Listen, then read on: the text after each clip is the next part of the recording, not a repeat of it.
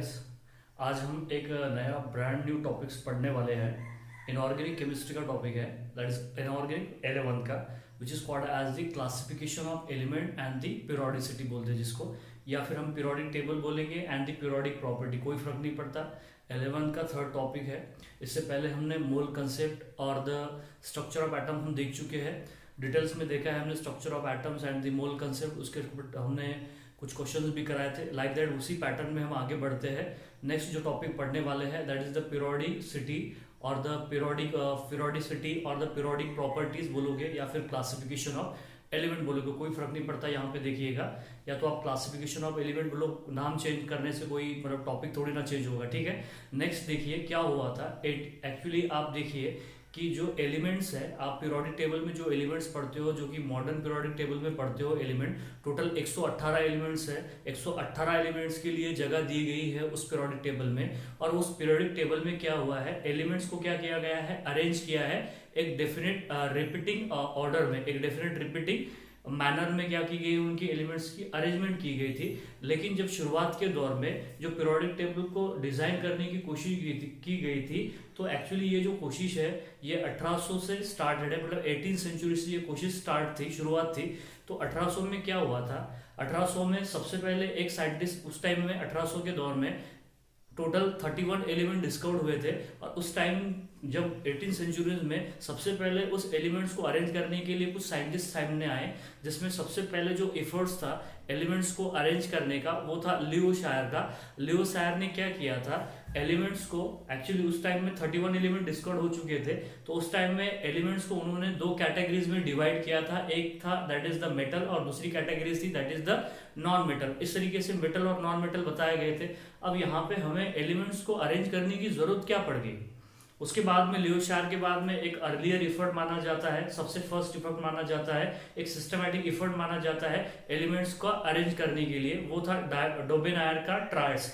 डोबेनायर का एफर्ट्स था इन the form of triads. अब ट्रायड्स से आपको समझ में आता है कि ट्रायड्स मतलब क्या होगा, 3 एलिमेंट्स हो गए। आपने 8, 9, 10 में पढ़ा है डोबेनायर ट्रायड्स क्या होता है, फिर भी यहाँ पे हम देखने वाले हैं। तो अब यहाँ पे देखिए कि इस एलिमेंट को क्लासिफाइड करने की क्या जरूरत पड़ गई, या इस एलिमेंट्स को पर्टिकुलर अरेंज करने की क्या जरूरत पड़ गई। तो सुनिएगा आप, अगर हम किसी लाइब्रेरी में अगर जाते हैं, तो उस लाइब्रेरी में अगर हजारों बुक है, अगर वो हजारों बुक इस तरीके से जमीन पे बिखरी हुई है, जमीन पे इस तरीके से बिखरी हुई है, तो आप मुझे बताइए, अगर मैं आपसे बोलूँगा पर्टिकुलर मुझे आप इस केमिस्ट्री की इस बुक को आप मुझे निकाल के दीजिए वहां से, so it is difficult to you.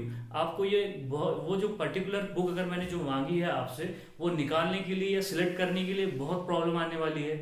Some time तो आप पीछे छोड़ दोगे उसे कि हाँ दैट इज इम्पॉसिबल, लेकिन इट इज आपको क्या होगा, वो बुक निकालने के लिए बहुत परेशानी या दिक्कत या प्रॉब्लम आ सकती है, क्योंकि वो बुक एक डेफिनेट पर्टिकुलर मैनर में अरेंज नहीं है। इसलिए क्या आने वाली है, डिफिकल्टी आने वाली है। अगर उसी बुक्स को, उन्हीं जो हजारों बुक्स है, अगर पर्टिकुलर रैक में या अलमारी में अगर हमने पर्टिकुलर सब्जेक्ट वाइज अगर लगा के रख दी, फिजिक्स की बुक इस अलमारी में, देन केमिस्ट्री की, देन बायोलॉजी की, देन मैथमेटिक्स की, तो आप बताइए कि ये आपके लिए कितना ज्यादा कन्वीनियंट होगा कि आप आसानी से बुक्स वहां से सिलेक्ट कर सकते हो, आसानी से बुक वहां से कलेक्ट कर सकते हो।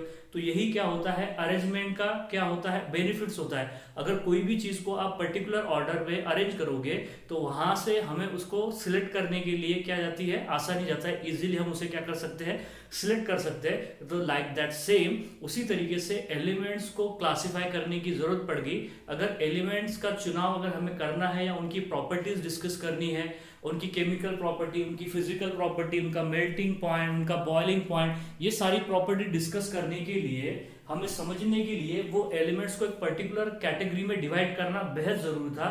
उस वजह से सबसे पहले 18 सेंचुरी में जब 31 एलिमेंट डिस्कवर हो चुके थे, तो लियो शायर ने 2 कैटेगरीज में एलिमेंट को क्या किया गया था, डिवाइड किया था। एक था मेटल और दूसरा था नॉन मेटल। अब यहाँ पे आगे बढ़ते हैं। देखिए प्रीवियस स्टोरी तो मैंने बता दिया आपको। नेक्स्ट है सबसे अर्लियर जो इफर्ट माना जाता है पीरियोडिक टेबल को डिजाइन करने का या एलिमेंट को क्लासिफाई करने का, एलिमेंट को एक पर्टिकुलर ऑर्डर में रखने का, जो सबसे पहले जो इफर्ट्स था वो क्या था, किसका था, डोबेनायर का था। और डोबेरिनर ने एक एलिमेंट्स को क्या किया, 3 एलिमेंट्स का ग्रुप बनाया। डोबेरिनर ने 1829 में तीन एलिमेंट्स का ग्रुप बनाया और बताया कि वो तीन एलिमेंट्स को जो रखा गया with the increasing order of their atomic masses, increasing order of their atomic masses. और वो जो तीन एलिमेंट का ग्रुप बनाया, उसने बोला कि ये जो तीन एलिमेंट एक ग्रुप में जो मौजूद है, इनकी प्रॉपर्टी क्या रहेगी, जनरली सेम रहेगी। जनरली क्या रहेगी, सेम रहेंगे। चलिए डोबेरिनर ट्रायड्स का हम ट्रायड्स देख ही लेते हैं। तो देखिए इन 1829 डोबेरिनर ने दो क्या किया, एलिमेंट्स को अरेंज किया in the increasing order of their atomic masses. Atomic masses क्या होता है, एटॉमिक वेट क्या होता है, मोल कंसेप्ट में या फिर हमने स्ट्रक्चर ऑफ एटम में डिस्कस किया है। तो अब यहाँ पे देखिए पहले एलिमेंट था lithium, then sodium, then potassium. तो लिथियम का जो एटॉमिक मास है 7 है, देन 23 है, देन 39 है। उस तरीके से यहाँ पे देखिए कि टोटल उसने कितने ग्रुप्स बनाए थे एलिमेंट्स के, तीन एलिमेंट्स के। तो आप देखिए यहाँ पे एक ग्रुप हो गए, दो ग्रुप हो गए, ये तीन ग्रुप हो गए और ये चार ग्रुप हो गए। तो जो तीन एलिमेंट्स के जो ग्रुप बनाए थे in the increasing order of their atomic masses, उसने उसको क्या बोला, ट्रायड्स बोला। क्या बोला उसको, उसने ट्रायड्स बोला। और नेक्स्ट पॉइंट क्या बोला कि जो मिडल एलिमेंट है उसका जो मास है is the arithmetic mean of other two elements. फिर से सुनिएगा कि यहाँ पे जो है डोबेरिनर ने क्या किया, तीन एलिमेंट्स का ग्रुप बनाया और टोटल कितने ग्रुप बनाए उसने, चार। और उस तीन एलिमेंट्स का जो ग्रुप है उसे उसने नाम क्या दिया, ट्रायड्स दिया। तो उसे क्या बोले हमने, ट्रायड्स। तो ये भी पूछ लिया जा सकता है कि डोबेरिनर ने कितने ट्रायड्स दिए थे। तो देखिए आपके सामने है डोबेरिनर ने टोटल कितने ट्रायड्स दिए थे, दैट इज द 4 ट्रायड्स दिए थे। डोबेरिनर ने कितने ट्रायड्स दिए थे, 4 ट्रायड्स। वो ट्रायड्स आपको ध्यान में भी रखना जरूरी है कि उसका क्वेश्चन आ सकता है कि बताइए इसमें का डोबेरिनर ट्रायड्स कौन सा है। जैसे कि lithium potassium, lithium sodium potassium, then calcium strontium barium, then chlorine bromine iodine, then sulphur selenium and the tellurium. ये ट्रायड्स है, टोटल 4 ट्रायड्स है। दूसरी उसने ये बात बोली, दूसरी बात क्या बोली कि जो मिडल एलिमेंट का जो मास है वो एग्जैक्टली अर्थमेटिक मीन है अदर टू एलिमेंट्स का।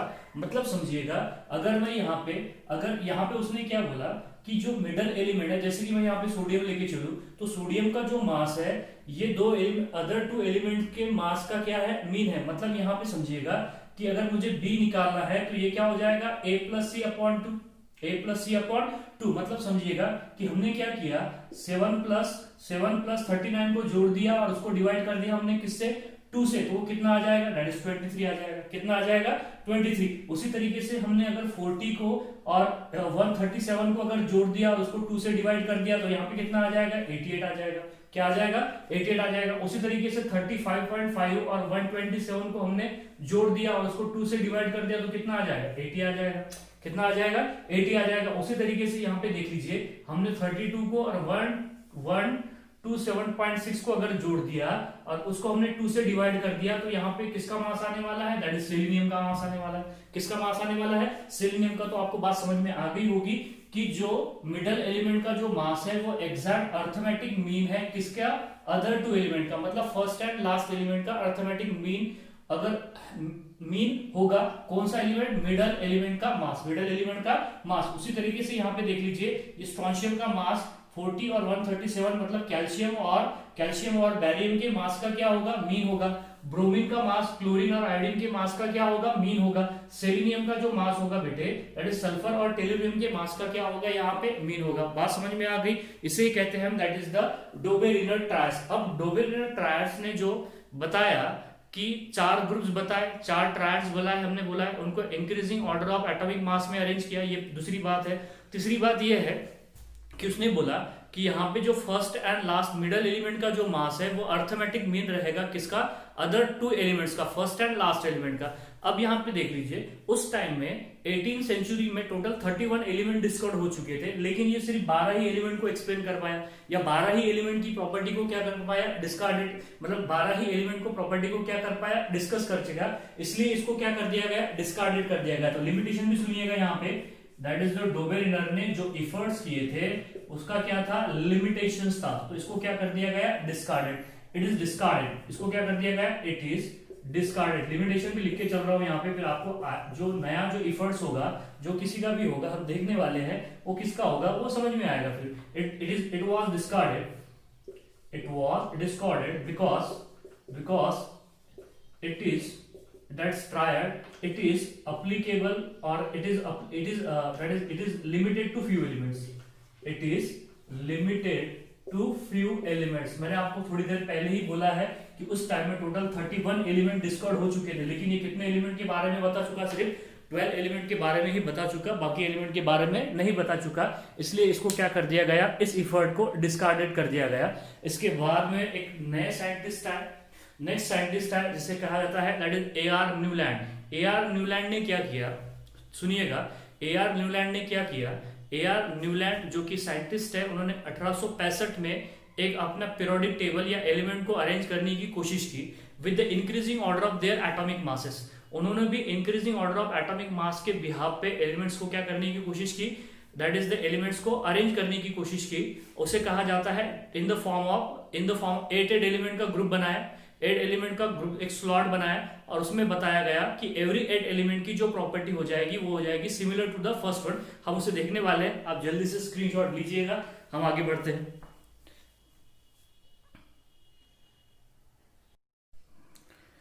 चलिए नेक्स्ट आगे बढ़ते हैं, आपने स्क्रीनशॉट ले लिया होगा।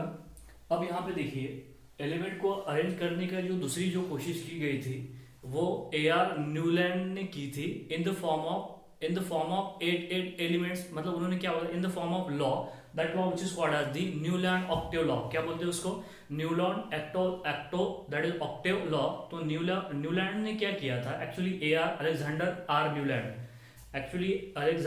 आर न्यूलैंड जो कि इंग्लिश साइंटिस्ट थे, इंग्लैंड के थे, जिन्होंने 1865 में एलिमेंट को अरेंज करने की क्या की कोशिश की।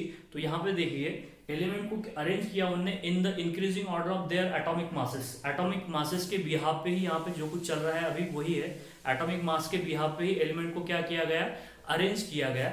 और उन्होंने ऐसा ऑब्जर्व किया कि every 8 element have similar property that's first one.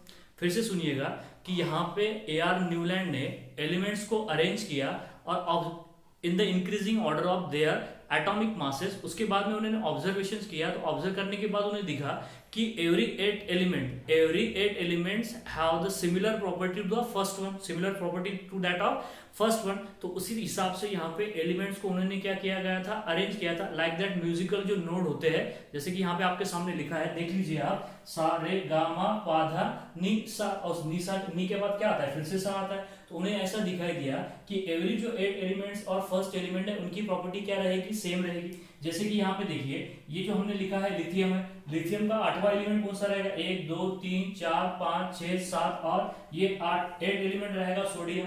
तो लिथियम और सोडियम की जो प्रॉपर्टीज है वो क्या रहेगी, सेम रहेगी। सोडियम का 8 एलिमेंट कौन सा हो जाएगा, 1 2 3 4 5 6 7 और ये 8, मतलब सोडियम और पोटेशियम की प्रॉपर्टी क्या हो जाएगी, सेम हो जाएगी। उस तरीके से अगर बेरिलियम की अगर बात करेंगे तो बेरिलियम का 8 एलिमेंट कौन सा रहेगा, मैग्नीशियम। तो बेरिलियम और मैग्नीशियम की प्रॉपर्टी क्या हो जाएगी, सेम हो जाएगी। मैग्नीशियम का 8 एलिमेंट कौन सा होगा, दैट इज द कैल्शियम। तो कैल्शियम और मैग्नीशियम की प्रॉपर्टी क्या हो जाएगी, सेम हो जाएगी। लाइक दैट जिस तरीके से म्यूजिकल नोड होते हैं, उसी तरीके से एलिमेंट को इंक्रीजिंग ऑर्डर में अरेंज करने के बाद में उन्होंने बोला कि जो एवरी 8 एलिमेंट है उसकी जो प्रॉपर्टी है वो किससे मिल जाती है, फर्स्ट वन से मिल जाती है।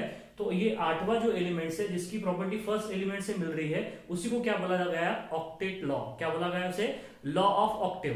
क्या बोला गया उसे, लॉ ऑफ ऑक्टेव। लेकिन ये न्यूलैंड ने दिया था, इसलिए क्या बोलते हैं इसको, न्यूलैंड ऑक्टेव लॉ, जो कि 1865 में दिया गया। अब यहाँ पे देख लीजिए कि उस टाइम में ये सिर्फ कुछ अराउंड 56 एलिमेंट को अरेंज कर पाए थे। न्यूलैंड अबाउट 56 एलिमेंट को अरेंज कर पाए थे, लेकिन उस टाइम में कुछ नोबेल गैस भी डिस्कवर्ड हो चुके थे। उस नोबेल गैस को उन्होंने, नोबेल गैस कहाँ पे होंगे, कौन सी पोजीशन पे होंगे, इस आप उनके जो मतलब जो अरेंजमेंट है या क्लासिफिकेशन है एलिमेंट्स का, उसमें टोटल 56 एलिमेंट को जगह दी गई थी। लेकिन उस टाइम में कुछ जैसे कि हेलियम, नियॉन, आर्गोन ये डिस्कस हो चुके थे। नोबेल गैस या इनर्ट गैस बोलते हैं इसे, वो कहाँ पे रहेंगे इसके बारे में उन्होंने कोई इन्फॉर्मेशन नहीं दी गई, इसलिए वजह से इसको क्या कर दिया गया, डिस्कार्डेड कर दिया गया। नेक्स्ट दूसरी बात सुनिएगा कि इसे क्यों डिस्कार्डेड कर दिया गया, और कि ये it is suitable for the lighter element, मतलब ऐसे एलिमेंट जिनका मास क्या होगा, कम होगा, उसी के लिए ये क्या था, सुटेबल था। Not for the heavier element, जैसे कि बड़े एलिमेंट जिसका एटॉमिक मास ज्यादा होगा, एटॉमिक नंबर ज्यादा होगा, जिनका एटॉमिक मास ज्यादा होगा उन्हें कहते हैं हेवियर एलिमेंट। तो वो हेवियर एलिमेंट के बारे में, हेवियर एलिमेंट कहाँ रहेंगे, क्योंकि उस टाइम में क्या हुआ था, एक डिकेड्स के एक्चुअली क्या हो गया था, मैंने आपको बताया है कि 18 जो सेंचुरी थी 1800 था, 1800 में टोटल 31 एलिमेंट डिस्कवर्ड हो चुके थे, लेकिन 1865 तक के टोटल 63 एलिमेंट डिस्कवर्ड हो चुके थे। कितने एलिमेंट डिस्कवर्ड हो चुके थे, दैट इज 63 एलिमेंट डिस्कवर्ड हो चुके थे। तो ये 56 को ही अरेंज कर पाए, बाकी के element neon, argon, noble gas, इनको मतलब इनकी अरेंजमेंट कैसी होगी ये नहीं बता पाए। नेक्स्ट जो है कि ये सुटेबल था लाइटर एलिमेंट के लिए, not for the heavier element. चलिए फिर यहाँ पे लिमिटेशन भी बता देता हूँ, और hence it is also discarded, hence it is also discarded, इसको डिस्कार्डेड कर दिया गया। फिर इसके बाद में एक और ब्रिलियंट साइंटिस्ट आए, दैट इज उन्होंने एक कर्व दी, that's curve which is called as the Lothar Meyer curve. फिर विच लोथरमेयर ने मेंडलीव के साथ में, मेंडलीव सुना है आपने, मेंडलीव का पीरियोडिक टेबल, दोनों ने साथ में मिलकर वर्क किया और एक पीरियोडिक टेबल क्या किया, फॉर्म किया, तो वो भी देखने वाले हैं। चलिए यहाँ पे पहले इसका लिमिटेशन तो देख लेते हैं। Limitations first one, he does not consider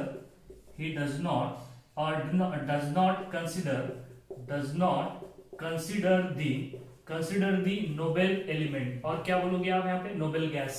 Nobel जो गैस थे, जैसे कि आपको पता है हेलियम है या अर्गॉन है या नियॉन वगैरह है, इनको उन्होंने कंसीडर नहीं किया, ठीक है, जगह नहीं दी, उनके बारे में कुछ बताया नहीं, ठीक है। नेक्स्ट देखिए यहाँ पे सेकंड लिमिटेशन देखिए, second limitation, it is suitable, this Newland octave law, it is suitable for which element, lighter element। Lighter element बोले तो हल्के एलिमेंट जिनका एटॉमिक मास क्या होगा, कम होगा, जैसे कि यहाँ पे देखिए लिथियम है, beryllium, boron, carbon, nitrogen, lighter element तो है। It is suitable for lighter element and not for the which element, heavier element. Heavier element के लिए ये सुटेबल नहीं था, it is not for the heavier element, hence it is also discarded.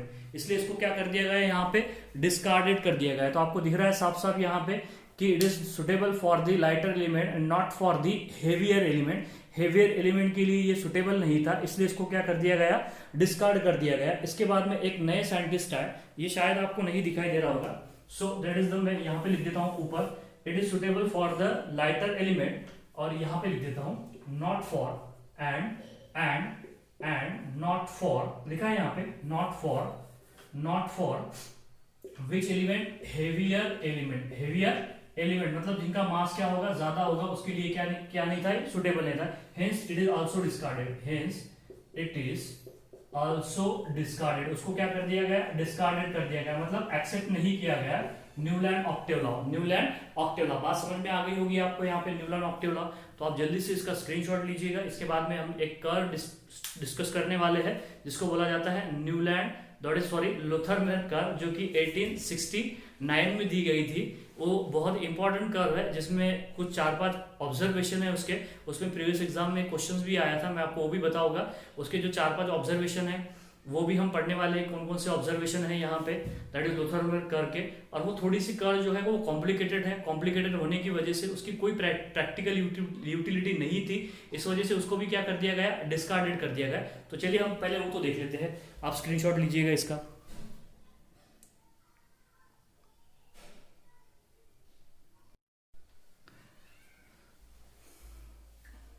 चलिए next आगे बढ़ते हैं। यहाँ पे देखिए क्या हुआ, फिर जो न्यूलैंड ऑक्टेव लॉ है उसके बाद में एक और साइंटिस्ट है जिनका नाम है लोथरमेयर ने क्या किया, इन 1869 एक कर्व दी, एक ग्राफिकल रिप्रेजेंटेशन दिया, जिस ग्राफिकल रिप्रेजेंटेशन में क्या किया था कि atomic volume versus graphical representation plot किया, ग्राफ प्लॉट किया atomic volume against the atomic masses, और वो एटॉमिक मास किस में लिया था, AMU में लिया था, that is the atomic mass unit. तो यहाँ पे एटॉमिक वॉल्यूम, जैसे जैसे एटॉमिक नंबर या एटॉमिक मास बढ़ेगा वैसे वैसे एलिमेंट का क्या होगा, ग्राफिकल रिप्रेजेंटेशन में एटॉमिक वॉल्यूम जो है वो क्या होता रहेगा, चेंज होगा। तो उन्होंने एक्स एक्सिस पे लिया था एटॉमिक मास इन AMU और वाई एक्सिस पे लिया था दैट इज एटॉमिक वॉल्यूम। तो एक्चुअली एटॉमिक वॉल्यूम क्या होता है, चलिए वो बता देता हूँ पहले, फिर ग्राफ में ये कर्व बताने वाला हूँ, that is the atomic volume. तो एटॉमिक वॉल्यूम क्या होता है, दैट इज द कोई भी एलिमेंट का ग्राम एटॉमिक मास, कौन सा mass, gram atomic mass of element, gram atomic mass of element upon the density, upon क्या होगा, डेंसिटी इन ग्राम पर ml, इन ग्राम पर ml, उसे बोला जाता है that is the atomic volume. Atomic mass in gram, हम एटॉमिक मास किस में लेके चलते हैं, या तो ग्राम में लेके चलते हैं या तो AMU में लेके चलते हैं। तो ग्राम, अगर एटॉमिक मास ग्राम में हो जाए, जैसे कि 12 gram of carbon, 14 gram of nitrogen, 16 gram of oxygen. तो ये किस में लेके चल रहे हैं हम, atomic mass of oxygen, atomic mass of element in gram, तो उसे क्या बोला जाता है, ग्राम एटॉमिक मास। जिस तरीके से ग्राम मॉलिक्यूलर मास होता है, उसी तरीके से जैसे ग्राम मॉलिक्यूलर मास हमने देखा है मोल कंसेप्ट में 44 ग्राम ऑफ CO2 बोले तो 1 मोल ऑफ CO2, तो 1 मोल ऑफ CO2 बोले तो 44 gram of CO2 means the gram molecular mass of CO2, ऐसे ही तो बोले थे हमने। तो वही ग्राम एटॉमिक मास लेके चलना है एलिमेंट का, उसको डिवाइड करना है डेंसिटी से। तो आपके पास में क्या आ जाएगा यहाँ पे, दैट इज द क्या आ जाएगा, एटॉमिक वॉल्यूम आ जाएगा, एटॉमिक वॉल्यूम। तो उन्होंने ऐसा ऑब्जर्व किया, किसने, दैट इज लोथरमेयर ने, कि जैसा जैसा एटॉमिक मास क्या होगा, चेंज होगा, वैसे वैसे एटॉमिक वॉल्यूम भी एलिमेंट का क्या होगा, चेंज होगा। तो इस उन्होंने जो उन्हें ऑब्जर्वेशन मिले, तो वो ऑब्जर्वेशन को इन the form of graphical representation में उन्होंने क्या किया, प्लॉट किया। तो उस ग्राफिकल रिप्रेजेंटेशन को या उस कर्व को कहा जाता है लोथरमेयर कर्व। क्या बोलते हैं उसको, लोथरमेयर कर्व। और ये इंपॉर्टेंट है, लोथरमेयर कर्व अभी तक भी वैलिड है, यहाँ पे ध्यान में रखिएगा। लेकिन ये इसकी कोई प्रैक्टिकल यूटिलिटी ना होने की वजह से इसको क्या कर दिया गया था, डिस्कार्डेड कर दिया गया था। लेकिन इसके ऑब्जर्वेशन देखिएगा आप, ऑब्जर्वेशन में क्या है कि जो सेम पोजीशन पे जो एलिमेंट रखे गए हैं इस कर्व में, उनकी प्रॉपर्टी जनरली क्या है, सेम है।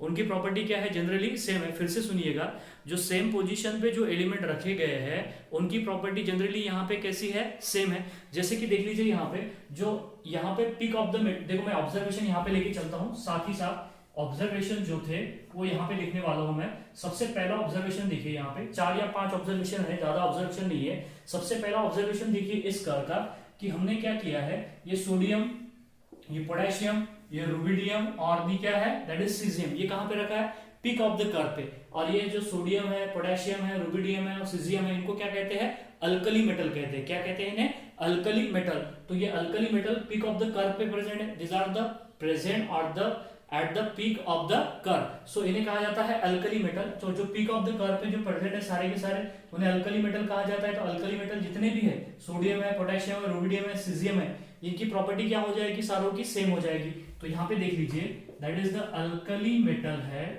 अल्कली मेटल है, वो कहां पे रखे गए, बोलिए, अल्कली मेटल रखे गए पीक ऑफ द कर्व। यहाँ पे स्पेस नहीं है, तो चलिए मैं शॉर्ट पर रख देता हूं, that is peak of the curve पे। तो ये बात ध्यान में रखिएगा। और उसके साथ में एक एक्सेप्शन ध्यान में रखिएगा कि हीलियम है, जो कि कहा था पीक ऑफ कर्व पे, जो कि अल्कली मेटल नहीं है। लेकिन सारे के सारे जो अल्कली मेटल है वो कहां पे रखे गए, पीक ऑफ द कर्व पे रखे गए। लेकिन ये हीलियम जो है ये एक्सेप्शन है। हीलियम क्या है, उसके लिए एटॉमिक वॉल्यूम का क्या रहेगा, एक्सेप्शन रहेगा, जो कि किस पे आया था, पीक पे आया था। ठीक है, नेक्स्ट पॉइंट ध्यान में रखिएगा। दूसरा ऑब्जर्वेशन, चलिए मैं यहाँ पे लेके चलता हूँ। दूसरा ऑब्जर्वेशन देखिएगा, यहाँ पे देखिए आप, दूसरा ऑब्जर्वेशन देखिए आप। यहाँ पे सबसे पहले जो दिखा रहा है आपको, दैट इज बेरिलियम, बेरिलियम के बाद में मैग्नीशियम, देन क्या दिख रहा है, कैल्शियम, कैल्शियम के बाद में स्ट्रोंशियम और स्ट्रोंशियम के बाद में बैरियम। इन्हें क्या कहा जाता है, अल्कलाइन अर्थ मेटल। क्या कहते हैं इन्हें, alkaline earth metal, alkaline earth metal. दिख रहे हैं आपको अल्कलाइन अर्थ मेटल कौन कौन से, जैसे कि अल्कलाइन अर्थ मेटल देखिए यहाँ पे, सबसे पहला अल्कलाइन अर्थ मेटल कौन सा है, beryllium, magnesium, calcium, strontium and the barium. ये कहाँ रखे गए, that is the descending of the curve, descending part of the curve. समझ में आ रही है बात आपको, जो कर्व जहां से नीचे उतर रही है उस पार्ट पे रखा गया है किनको, beryllium, magnesium, calcium, strontium and the barium. तो उन्हें कहा जाता है alkaline earth metal, alkaline earth metal. तो यहाँ पे देखिए मैं लिख ही देता हूं, beryllium, then magnesium, then calcium, then strontium, strontium के बाद में क्या था यहाँ पे, बैरियम। इन्हें बोला है alkaline earth metal. Alkaline earth metal कहां पे रखे गए, बोलिए, डिसेंडिंग ऑफ द कर्व। कहां पे रखे गए, descending part of the curve, या मैं डिसेंडिंग ऑफ द कर्व लिख देता हूं, descending part of the curve पे कौन से एलिमेंट रखे गए, that is alkaline earth metal, alkaline earth metal. Next third observation सुनिएगा, थर्ड ऑब्जर्वेशन मैं लिख रहा हूं यहाँ पे, शॉर्ट में ही लिख रहा हूं। ये देखिए यहाँ पे, ये फ्लोरीन है, ये क्या है, फ्लोरीन है, ये क्या है, क्लोरीन है, ये क्या रहेगा यहाँ पे, ब्रोमीन रहेगा, ये क्या रहेगा, आयोडीन। इन्हें कहते हैं हैलोजेंस। क्या कहते हैं इन्हें, हैलोजेंस। तो देखिए ये जो हैलोजेंस रखे गए हैं वो कहां पे रखे गए, हैलोजेंस। हैलोजन जैसे कि फ्लोरीन है, क्लोरीन है, ब्रोमीन है, आयोडीन है, इनको कहां रखा गया, ascending part of the curve पे। कहां पे रखा गया, लोथरमेयर कर्व में। इनकी पोजीशन क्या थी, असेंडिंग ऑफ द कर्व पे। और जो एलिमेंट सेम पोजीशन पे प्रेजेंट है उनकी सिमिलर प्रॉपर्टीज रहेगी, उनकी प्रॉपर्टी क्या रहेगी, सिमिलर रहेगी। तो देखिए यहाँ पे हैलोजेंस कहां पे रखे गए, बोलो, असेंडिंग, क्या बोलोगे आप यहाँ पे, ascending part of the curve, ascending of the curve, ascending part of the curve पे रखे गए। बात समझ में आ रही है आपको। पहले जो है अल्कली मेटल है वो कहां पे रखे गए, पीक ऑफ द कर्व पे, टॉप पे रखे गए। अल्कलाइन अर्थ मेटल कहां पे रखे गए, डिसेंडिंग ऑफ द कर्व पे, दिख रहा है आपको डिसेंडिंग ऑफ द कर्व पे। नेक्स्ट जो हैलोजेंस रखे गए वो क्या था, यहाँ पे देखिए पीक के लिए एक एक्सेप्शन है, कौन सा, हेलियम। हेलियम क्या रहेगा उसके लिए, एक्सेप्शन रहेगा लोथरमेयर कर्व में, ये बात ध्यान में रखिएगा। अल्कलाइन अर्थ मेटल जो है वो डिसेंडिंग ऑफ द कर्व पे रखे गए, और हैलोजन कहां पे रखे गए, असेंडिंग ऑफ द कर्व पे, असेंडिंग ऑफ द कर्व पे। और यहाँ पे ये देख लीजिए आप, ये जो एलिमेंट दिख रहे हैं आपको, वैनेडियम से मैं बता रहा हूँ, यहाँ पे वैनेडियम से लेकर जिंक तक, vanadium then manganese, iron, cobalt, nickel, copper, zinc, इन्हें कहते हैं ट्रांजिशन एलिमेंट। क्या कहते हैं इन्हें, ट्रांजिशन एलिमेंट। देखो मैं लिख दे रहा हूं यहाँ पे, इन्हें कहते हैं, ये जो मैंने जिसको सर्कल किया है, इन्हें कहते हैं ट्रांजिशन एलिमेंट। और ट्रांजिशन एलिमेंट कहां पे रखे गए, बॉटम ऑफ द कर्व। मैं फोर्थ ऑब्जर्वेशन लिख रहा हूं यहाँ पे, हमारे पास स्पेस नहीं है। ट्रांजिशन एलिमेंट कहां पे रखे गए, that is bottom of the curve. Bottom of the curve पे कौन से एलिमेंट रखे गए, ट्रांजिशन एलिमेंट। ये बात ध्यान में रखिएगा कि हम आगे देखने वाले हैं कौन कौन से ट्रांजिशन एलिमेंट है। हमने इसको ही ट्रांजिशन एलिमेंट अभी क्यों बोला है, बहुत सारे इसके अलावा टोटल 40 ट्रांजिशन एलिमेंट है। टोटल कितने एलिमेंट्स है, 40। मैंने यहाँ पे 8-10 एलिमेंट लिखे, 8-10 भी नहीं, कम ही लिखे। Actually vanadium, chromium, manganese, iron, cobalt, nickel, copper, zinc, इनको कहते हैं ट्रांजिशन एलिमेंट। और ट्रांजिशन एलिमेंट क्या होते हैं, मेटल होते हैं। क्या होते हैं, मेटल। उनकी प्रॉपर्टी क्या होती है, मेटालिक होती है। तो सारे के सारे मेटल कहां पे रखे गए, बॉटम ऑफ द कर्व पे, बॉटम ऑफ द कर्व पे। लेकिन एक मेटल ऐसा है जिसको हम क्या बोल रहे हैं यहाँ पे, एल्यूमिनियम। ये ट्रांजिशन एलिमेंट नहीं है, ये ट्रांजिशन एलिमेंट नहीं है, ये रिप्रेजेंटेटिव एलिमेंट है। इसके साथ साथ में देखिए यहाँ पे सारे जो ट्रांजिशन एलिमेंट है वो कहां पे रखे गए, दैट इज द बॉटम में रखे गए। और इसके अलावा एक और मेटल है जो कि एल्यूमिनियम है, वो भी कहां रखा गया, that is bottom of the curve पे। लेकिन इसे कहते हैं रिप्रेजेंटेटिव एलिमेंट। नॉन मेटल तो बहुत सारे देखिए, बोरॉन है, कार्बन है, नाइट्रोजन है, ये सारे के सारे नॉन मेटल है, ये तो बॉटम में रखे गए। समझ में आ रही है बात, नॉन मेटल जो है वो तो बॉटम में रखी गई है। नॉन मेटल का कोई प्रॉब्लम नहीं है कि वो बॉटम में रखे गए, लेकिन कौन से एलिमेंट्स है और कौन से मेटल है जो बॉटम में जगह दी गई लोथरमेयर कर्व में, उसको क्या है उनका नाम, that is a transition element. Most of the transition element are present at the bottom of the curve including aluminium, but aluminium is a representative element, not a transition element. वो transition element नहीं है। तो समझ में आ गया total कितने यहाँ पे पॉइंट्स है इसके ऑब्जर्वेशन लोथरमेयर के। लोथरमेयर ने क्या दिया था, एक कर्व दी थी। उन्होंने क्या किया, एटॉमिक वॉल्यूम के अगेंस्ट में एटॉमिक मास लिया एएमयू में, और देखा वेरिएशंस, जैसे जैसे एटॉमिक मास चेंज होगा वैसे वैसे एटॉमिक मास बढ़ेगा, वैसे वैसे एटॉमिक वॉल्यूम है वो क्या होता चला जाएगा, चेंज होता चला जाएगा। और जो एलिमेंट उन्होंने ऐसा ऑब्जर्व किया उस लोथरमेयर कर्व में कि जो एलिमेंट्स जिस पोजीशन, सेम पोजीशन पे प्रेजेंट है, उनकी प्रॉपर्टी क्या रहेगी, जनरली सिमिलर प्रॉपर्टी रहेगी, या क्या बोलोगे आप यहाँ पे, सेम प्रॉपर्टीज रहेगी। उसके बिहाफ पे उन्होंने कुछ ऑब्जर्वेशन दिए। तो यहाँ पे बोला गया कि फर्स्ट ऑब्जर्वेशन में सुनिएगा, अल्कली जो मेटल है, जैसे कि हम लेके चलेंगे पोटेशियम है, सोडियम है, पोटेशियम है, देन सोडियम, पोटेशियम है, देन रुबिडियम है, सीजियम है, ये सारे के सारे अल्कली मेटल है। अल्कली मेटल को लोथरमेयर कर्व में कहां जगह दी गई, पीक ऑफ द कर्व पे। और जो अल्कलाइन अर्थ मेटल है, जैसे कि बेरिलियम है, मैग्नीशियम है, कैल्शियम है, स्ट्रोंशियम है, बैरियम है, इसको कहां दी गई, डिसेंडिंग ऑफ द कर्व जहां से उतर रही है, डिसेंडिंग ऑफ द कर्व पे पार्ट पे जगह दी गई। और हैलोजेंस भी ध्यान में रखिएगा, फ्लोरीन, क्लोरीन, ब्रोमीन, आयोडीन, इन्हें क्या कहते हैं, हैलोजेंस कहते हैं। तो ये जो हैलोजेंस है, actually halogens are the salt forming compound, उसे कहते हैं हैलोजन। और हैलोजन को कहां जगह दी गई है, आप देख लीजिए, असेंडिंग ऑफ द कर्व पे। और ट्रांजिशन एलिमेंट को जगह कहां दी गई, दैट इज बॉटम पे, including aluminium is a representative element. और बाकी जो नॉन मेटल है वो बहुत सारे हैं, यहाँ पे बॉटम में दिख रहे हैं आपको।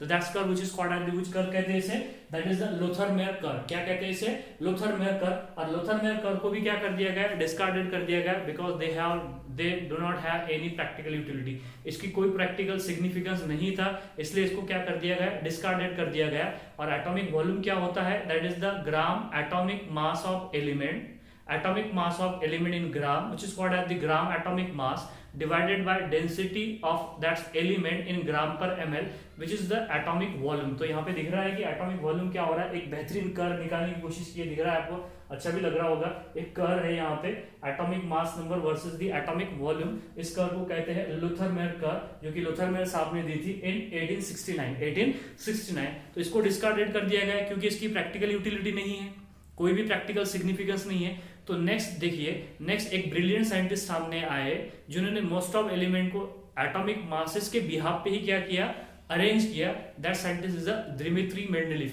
एक्चुअली उस टाइम का ही एफर्ट है ये जो है लोथरमेयर ने जो लोथरमेयर कर दी थी, उसके बाद में दोनों साइंटिस्ट ने मिलके, लोथरमेयर भी थे उनके साथ में और एक दिमित्री मेंडलीफ, जिन्होंने एक अलग सा एफर्ट किया एटॉमिक मास के बिहाफ पे, एलिमेंट्स को अच्छी तरीके से, पहली एकदम ब्रिलियंट साइंटिस्ट बोल सकते हैं जिसको एलिमेंट्स को एक पर्टिकुलर ऑर्डर में क्या करने की कोशिश की, उन्होंने अरेंज करने की कोशिश की in the form of table, that's table which is called as the old form of periodic table which was given by Dmitri Mendeleev. उस टाइम का ही वर्क है, 1869 टू 1874 का ही वर्क है, दोनों मिलकर वर्क किया, लेकिन मेंडलीफ का कंट्रीब्यूशन ज्यादा था, इसलिए उसको क्या बोला जाता है, मेंडलीफ पीरियोडिक टेबल कहा जाता है। फिर मेंडलीफ पीरियोडिक टेबल में भी उन्होंने एटॉमिक मास के बिहाफ पे एलिमेंट को अरेंज किया, उनके बाद भी उन्होंने थोड़ा सा कुछ और प्रॉपर्टीज एलिमेंट्स की डिस्कस करनी चाहे, और यहाँ पे एलिमेंट को पर्टिकुलर ग्रुप के हिसाब से, रो के हिसाब से अरेंज करने की कोशिश की, जैसे कि उन्होंने 8 कॉलम्स एंड 7 रोज का कंसेप्ट लाया था सबसे पहले दिमित्री मेंडलीफ ने, और एलिमेंट को एक पर्टिकुलर पोजीशन पे रख दिया गया, और कुछ एलिमेंट को उन्होंने पर्टिकुलर जिस पोजीशन पे रखा गया, तो उस एलिमेंट को उस पोजीशन पे क्यों रखा गया ये एक्सप्लेन नहीं कर पाए थे, इसलिए मेंडलीफ का पीरियोडिक टेबल भी क्या हो गया था, डिस्कार्डेड हो गया था। फिर एक नया पीरियोडिक टेबल डिजाइन हुआ, दैट्स पीरियोडिक टेबल जो हम पढ़ते हैं उसे कहते हैं हेनरी मोजले का periodic table, that is the modern periodic table, जिसमें 118 एलिमेंट्स के लिए जगह है। अभी तक के 2010 तक के उसमें टोटल 114 एलिमेंट रखे गए थे, 114 एलिमेंट रखे गए थे, और जो 100 से ऊपर के जो एलिमेंट्स हैं, जैसे कि 100 से ऊपर का एलिमेंट जो है कि मेंडेलियम वगैरह है, 101 नाम का, देखिए दिमित्री मेंडलीफ के नाम से एक एलिमेंट भी डिस्कवर्ड हुआ है, नाम रखा गया है, दैट इज द मेंडेलियम। तो वो सारी प्रॉपर्टीज जो है मेंडलीफ का periodic table, modern periodic table हम कल के लेक्चर में देखने वाले हैं। आज के लेक्चर में बस इतना ही। हमने सबसे पहले क्या देखा है, सबसे पहले हमने देखा है डोबेनायर का ट्रायड्स, उन्होंने 4 ट्रायड्स दिए थे, ठीक है, उसको डिस्कार्डेड कर दिया गया था because is limited to few element. Then AR Newland आए, उन्होंने ऑक्टेव लॉ दिया, उन्होंने बोला कि every 8 element have similar property to first one, उसको भी डिस्कार्डेड कर दिया गया क्योंकि नोबेल गैस को कंसिडर नहीं किया था। नेक्स्ट जो है हमने यहाँ पे नेक्स्ट जो लिमिटेशन बोला है कि it is suitable for the lighter element not for the heavier element, इसको भी डिस्कार्डेड कर दिया गया। फिर 1869 में लोथरमेयर आए, उन्होंने एक कर दी और उस कर में उन्होंने एलिमेंट्स को रखा, एलिमेंट को पुट फॉरवर्ड किया गया और जो सेम पोजीशन पे थे बताया कि उनकी प्रॉपर्टी क्या थी, सेम थी। ये चारों ऑब्जर्वेशन जो है ये इंपॉर्टेंट है, ये बात ध्यान में रखना। ये पिक का जो ये ऑब्जर्वेशन है इसके लिए हीलियम क्या रहेगा, एक एक्सेप्शन रहेगा, ठीक है। तो आप जल्दी से स्क्रीनशॉट लीजिएगा। इसके आगे का हम जो है वो नेक्स्ट लेक्चर में देखेंगे। Thank you.